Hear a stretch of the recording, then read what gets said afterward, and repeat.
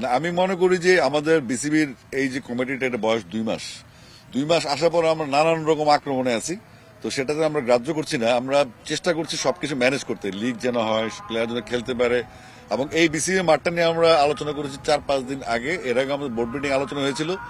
কিন্তু আপনারা জানেন যে অনেক টুর্নামেন্ট হচ্ছে সারা বাংলাদেশে, অনেক ম্যানেজমেন্টও করতে হচ্ছে। তো বিসিবির এই মাটি চুরি হিসাবটা আমি গতকালকেই আমি জানছি, এবং জানার পরে আজকে আমি এর আগে আমি সিদ্ধান্ত নিয়েছি আসবো, কারণ আমাদের এখানে মাঠের জন্য, আমাদের যেহেতু খেলা বন্ধ, বিসিবির নিজস্ব একটা মাঠ পড়ে আছে এখানে, এটা সংস্কার করলে আমরা হয়তো অনেকগুলো টুর্নামেন্ট এখানে চালাতে পারবো। আর মাটি চুরির যে ইস্যুটা, সেটা তো নিঃসন্দেহে একটা অপরাধ। এটা বিসিবি টেক ওভার করেছে কবে, আর মাটিটা কবে ঢুকছে এবং কবে চুরি হয়েছে সেটাকে ফাইন্ড আউট করতে হবে। যদি 2 মাসের মধ্যে চুরি হয় তাহলে এটা আমাদের ব্যর্থতা, আর 2 মাস আগে চুরি করলে কারা চুরি হয় সেটা আমরা ধরবো ডেফিনেটলি। আমরা যে কাজ করছি এখন, আমরা যে এত কথা বলছি, আমাদের কথা নিয়েও কথা হচ্ছে, এটাকে আমরা গ্রাহ্য করছি না। আমরা যখন চলে যাব, বা আজ থেকে ঠিক 2 বছর পরে আপনি যখন আমাকে জিজ্ঞেস করবেন আপনি বিসিবিতে ছিলেন, আপনি কি করলেন, তো সেই 2 বছর পরের যে প্রশ্নের উত্তরটা আমার হবে, সেটার জন্য আমি প্রস্তুতি নিচ্ছি। ইনফ্যাক্ট আরএফএল গিজার মানে চটজলদি পানি গরম, বিদ্যুৎ বিল 20% কম। আরএফএল গিজার, উষ্ণ পানির পরশ।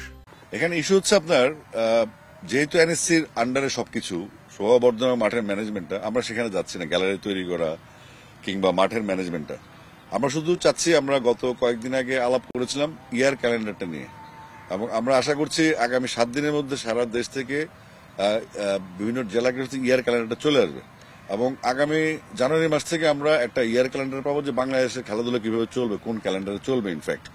আর আপনি যেটা বললেন সংস্কারের হিসাবটা, সেটা হচ্ছে আমাদের ক্রিকেটটা চালানোর জন্য।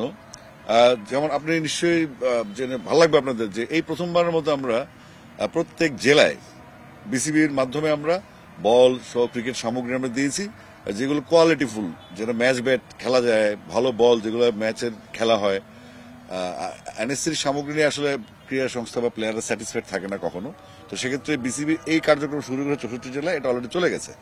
তারপরে যে 11টা জেলাকে আমরা টেস্ট কেসে নিলাম বা ভিজিট করে আসছি, সেখানে কি ছোট্ট ছোট্ট কিছু সমস্যা, যেমন আপনাদের মেয়েদের ড্রেসিং রুম নেই। পঞ্চগড় এলাকায় বা রংপুর এলাকায় মেয়েদের খুব ভালো ইনভলভমেন্ট আছে, এবং পাহাড়ি এলাকায় মেয়েদের খেলাধুলা খুব ভালো ইনভলভমেন্ট আছে, কিন্তু তাদেরকে ড্রেসিং রুম শেয়ার করতে হয় ছেলেদের সাথে। এখন ছেলেরা কখন বেরোবে, মেয়েরা দাঁড়া থাকবে, এজন্য আমরা বলেছি মেয়েদের জন্য ড্রেসিং রুম আলাদা করতে। তারপর সেখানে সাইড স্ক্রিনের একটা সমস্যা থাকে, আশেপাশে রোপ নাই, পানির সমস্যা, গ্রাস কাটারের সমস্যা। তো এই সমস্ত সমস্যাগুলি করতে গেলে দেখা যাচ্ছে প্রতি জেলায় যদি আপনি গ্রাস কাটার দেন, রোলার দেন, এটা আসলে এক পর্যায়ে জিনিসগুলো নষ্ট হয়ে যাবে, পরিচর্যা থাকবে না। তো সেক্ষেত্রে বাফুফের পূর্বতন আমাদের বিসিবি পূর্বতন প্ল্যান অনুযায়ী 8টা বিভাগের ডিপো হবে এবং কিছু হাব তৈরি করা হবে, যেমন মানে কক্সবাজার, কুমিল্লা, কিংবা আপনার গাজীপুর, মানে যেখান থেকে ডিস্ট্রিক্টগুলো আশেপাশে থাকে, এই যন্ত্রপাতিগুলো যাবে, আবার যন্ত্রপাতি ফেরত আসবে ডিপোতে, যেন রক্ষণাবেক্ষণ হয়। তো বিসিবি এমনভাবে ইনভেস্টমেন্টটা করছে যেখানে নতুন 2-1টা স্পন্সর আসছে যারা এই সমস্ত জিনিস পৃষ্ঠপোষক করতে চায়। তো আমরা বিসিবির ফান্ডে যথাসম্ভব কম হাত দিচ্ছি। আমরা ইতিমধ্যে কিছু স্পন্সরের সাথে কথাবার্তা হচ্ছে, স্পন্সরের জিনিসগুলো আমাদেরকে দিচ্ছেন। তো আমরা যথাসাধ্য চেষ্টা করছি আমাদের বাইরে থেকে যেই আমাদের ইনভেস্টমেন্টটা আসবে বা তাদের আগ্রহটা থাকবে, সেটাকে ক্রিকেটে কাজে লাগানো। এবং এই 11টা জেলায় যে লিস্টগুলো আসছে সেগুলো যথেষ্ট বড় লিস্ট।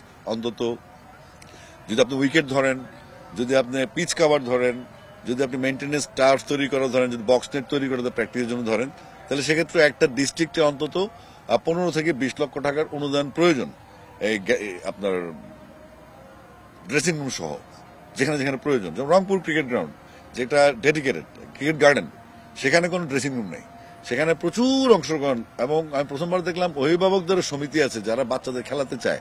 অর্থাৎ এই আগ্রহগুলোকে টিকে রাখার জন্য আমরা প্রাথমিকভাবে একটা ব্যবস্থা নিচ্ছি, যেন আমাদের বাচ্চারা খেলতে পারে এবং অনেক ম্যাচ খেলতে পারে, এবং তাদের ছোট্ট ছোট্ট ফ্যাসিলিটিস দরকার, সেটা আমরা এনশিওর করার জন্য সেই ডিপো থেকে এই জিনিসগুলো যাবে।